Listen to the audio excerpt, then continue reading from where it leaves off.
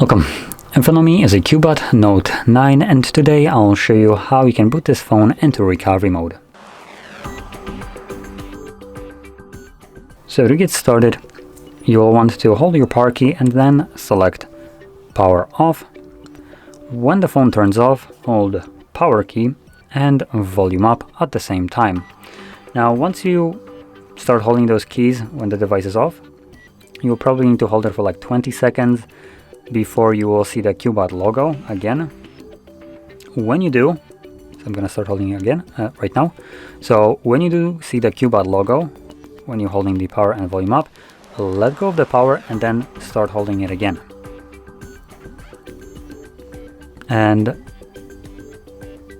when the screen turns black afterwards, you will see that you want to immediately let go of both of those keys. There we go, I let go of the power key and then started holding it again. There's black screen.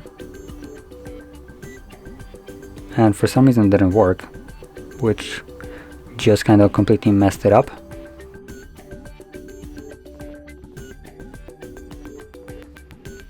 Okay, that was super weird. So it did work right now somehow. But like I said, when you see the CUBOT logo, let go of the power key and then start holding it again. And when you then see the screen just go black from the CUBOT logo, then you want to let go of those power keys. The reason for that is you could hold them longer, but what sometimes happens, from personal experience speaking, is when you're holding power key and volume up, when this mode boots in, it automatically accepts reboot system now as a input because you're holding power key, and then just reboots and leaves this mode. So that's why I'm saying you might want to try to let go as quickly as you can so that won't happen. Now from this mode you'll need to use volume keys to navigate, and as you probably figured out, power key is used to confirm whatever is selected. Now with that in mind, we can reboot the device and go back to Android. We can reboot to bootloader or fastboot mode.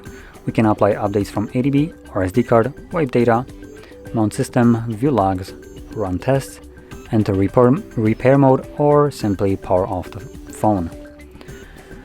So that's all the options we have here. So I will right now select reboot system now, confirm that, and this will take me back to Android.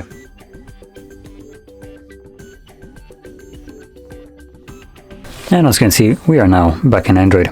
So if you found this video helpful, don't forget to hit like, subscribe, and thanks for watching.